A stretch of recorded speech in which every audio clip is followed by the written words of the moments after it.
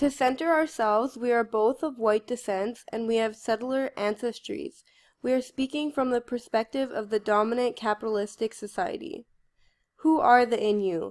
This presentation of the Innu of Labrador is based on Matthew Matokosho's story. He is an Innu hunter who reveals his way of life on the land in Labrador. Both the Naskapi and Montagnais call themselves the Innu. The word Innu in their language means the people. The French explorers call them this because it means mountain people in the French language. The Naskapi was a band that spoke a slightly different language than the Montagnais. Both the bands were in constant unity with each other. The Innu and Inuit sound a lot alike and can sometimes be misunderstood for one another, but the Innu are not related in any way to the Inuit people. The closest nation that the Innu are related to are the Cree. They interacted often with trade. Perhaps it was the Innu or the Cree nation who gave the Inuit people their Algonquin name Eskimo, meaning the people who eat raw meat. Territory. Where exactly do the Innu live? The Innu Nation are Indigenous people in Canada. They live particularly in eastern Quebec and Labrador. Most Innu people today are living in their traditional territory, which they call Nitassinan. The land of the Innu covers the whole of the hydrographic basins extending to the coast of the North Atlantic and to the Gulf of the St. Lawrence northeast of the city of Quebec. How is the Innu Nation organized? Each Innu band has its own form of government and ways of helping others. Some First Nations would form coalitions and talk it through with their small communities until the problem was solved. Before pre-contact, the Innu had decisions made through a consensus. The small nations would simply talk with one another, seeing each other as equals in this discussion. The Innu band strongly valued a relational worldview, so they remained living in harmony. Language. The Innu speak an Algonquin language very similar to that of the Crees, who occupy vast areas of the James Bay watershed. Matthew Matokosho spoke only the Innu language. He spoke Pidgin French, the useful language of the fur trade. He also spoke Pidgin English from having spent so much time at the counter of the Hudson's Bay Company on the Atlantic coast in Labrador. But his real and soul language was Innu, which he spoke with the skills of poets and storytellers, with creative genius of all oral peoples. Their way of life. Innu homes consisted of wigwam. A wigwam has a wooden frame that covered with birch bark and caribou hides. The communities would have a large wigwam for their gatherings. They also built teepees, since teepees are carefully designed to set up and break down quickly. As a tribe moved from one place to another, each family would bring teepee poles and hide tent along with them, perfect for the nomadic lifestyle of the Innu people. There are numerous ways that the Innu built their homes depending on the weather, the location, and the materials they had accessible, always adapting and flexible to their environment. Clothing. The Innu clothing consisted with women wearing long dresses that had removable sleeves for the warmer weather.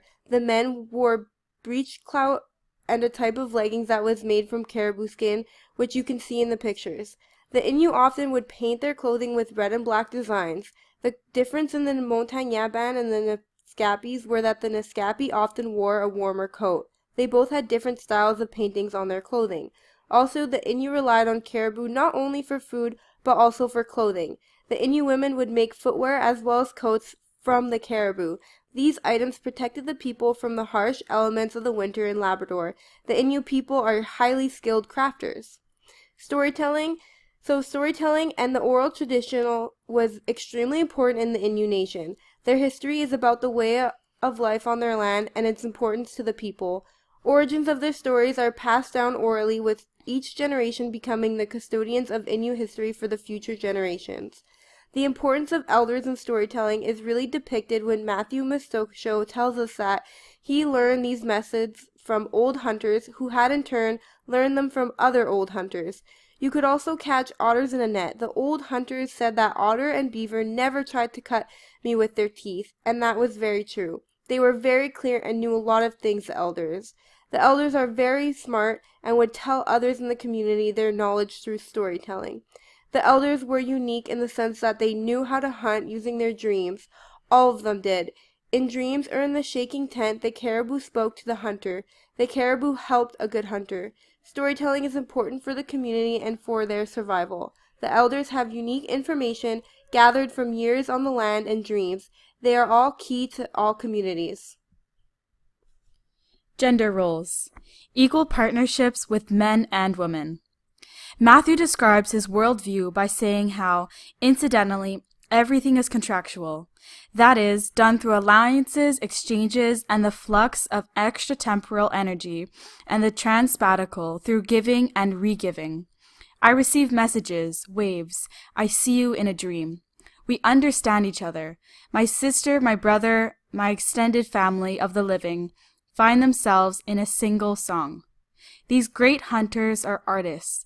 Their art is a performance, a representation that is told, spoken, dictated, and predicted, that is anticipated, showing the meaning of these interconnected relationships with every person in the community.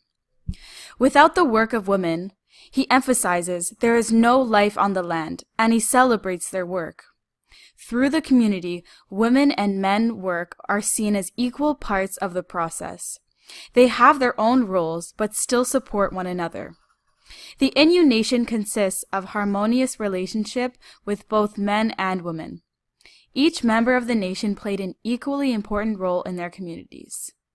The roles of the women are just as challenging as those of men. The women also work a lot. They set up snares to trap rabbit, they caught fish, they hunted porcupines, looked after the children and the old people. They made the food, kept a careful watch on the fire, and made sure there was firewood on hand. They did a lot of things like us as well. The women never stopped working. They took impeccable care of the main tents, cleaned and prepared animal skins, and dealt with all the other ritual of daily life. The men were constantly on the move, checking traps and snares, and keeping watch for big game, especially caribou. Hunting, the economic structure, relationship with animals, people, and the land. The Innu nation were traditionally nomadic. The relationship with the land and animals was seen as equal and cherished. As Matthew explains, every Indian has his animal. For some, it's a bear. For others, the duck. Mine was always the caribou. The caribou and I got along just fine. My sons, George and Mose, have the Canada goose in their heads. Land, animal, and people are equals. The Innu cherished their land, and they were literally a part of it. According to the story told by Matthew and Serge Bouchard, the Innu fully occupied the land by knowing every parcel of it. The land of the Innu was loved by the Innu. Like everyone loves their native land, large and mysterious, nourishing and incidentally beautiful. And especially, they occupied the immensity by following the rules, codes, proven methods, and systemized models. They understood the importance of the animal, not just the animal itself, but through its spirit. The connection with animals to human beings was interconnected. The animals tell humans to stay together, with family, friends, your group. You need to love people, souls, things in life, from black flies to bears. And life will reward you as one of the living, and won't let you die stupidly before your time. Hunted animals. The Innu men would often hunt big game such as caribou or moose. They would do this by cornering them into an area that had a lot of snow or onto the ice where they would shoot them with arrows. The woman would also hunt smaller animals like rabbit and would collect the berries and wild plants for natural remedies. Along the ocean, the Innu would fish. In the perspective of Matthew, he explained that in the winter, when the lakes are frozen, you still have to find and kill fish. You have to break the ice along the line of the right length, sort the net in the water, and catch a line of the right length, set nets in the water, and catch that lake trout or other fish. Even if the ice is as thick as 2 lengths of stovepipe, you still have to fish. When there's nothing else to eat, you have to catch fish. It was the hunt that provided our food. You always had to keep in mind that you might fall on hard times, so you had to hunt constantly to have a reserve of meat. The relationship with the land and the animals is important and necessary for their survival. Caribou. A hunter never stopped working. He didn't just walk in a straight line without stopping. He always had his eyes peeled. Caribou and the other animals cannot be caught by someone who's careless hunter. Out on the land, you have to be thinking about caribou all the time. To give our listeners a better description of the Innu men during their hunt, Matthew describes how, the day after the move, 4 of us men left to follow the caribou trail. It was a long walk. Near the river, we decided not to walk in the open on the ice, but instead to remain in the trees so the caribou wouldn't see us. When we caught up with them, they were on the river, out in the open. We split into 2 groups to hunt them. We knew that the caribou was scattered in all directions. But within 2 days, we had killed 12 caribou and returned home. The whole camp then moved to the near place where we'd killed the caribou. After the hunt, communities would hold a ceremonial feast of caribou fat and bone marrow. The feast included drumming and songs sung to the animals' spirits. Much of the ancestral religion is recorded in legends and songs. This is an important tradition to show respect for the land, the animals, and everything in between. Transportation. To help with the hunt, the Innu would use canoes that were made from birch bark. On the land, they had snowshoes and sleds to cover the long distances. The hunters also used bow and arrows, spears, and knives. The canoes were especially important to travel long distances in the summer months to trade and meet with their communities, with other ones as well, providing opportunities for festivals and socializing. Relationship to neighboring nations.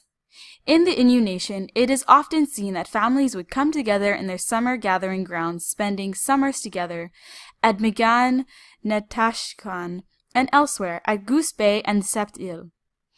They were thus reunited in a specific place every year during the hot summer days, but they left again in August, the month when the geese take flight. The summertime community broke up and scattered into small family groups. The Innu traded furs they had trapped during the year for flour, tea, tools, fine grain cloth, a variety of items that were as specific as they were limited in range. We encourage you to read this quote with us.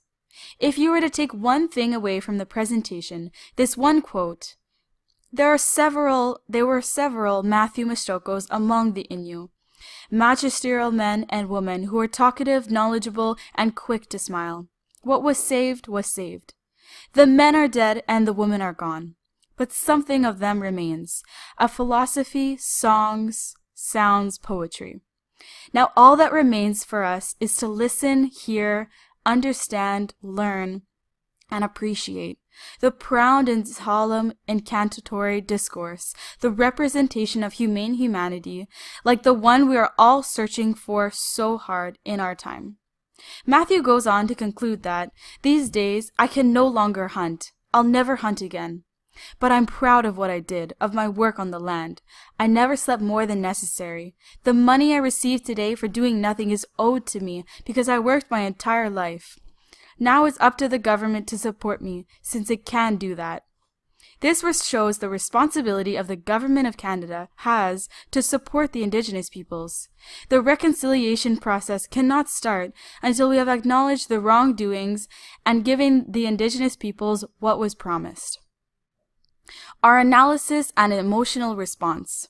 Our analysis from our perspective is that we are more critical because we have only learned the one side of history of Canada. We were very surprised about their initial way of life and how much effort it actually took to hunt, which takes a lot more skill than anything we currently do today.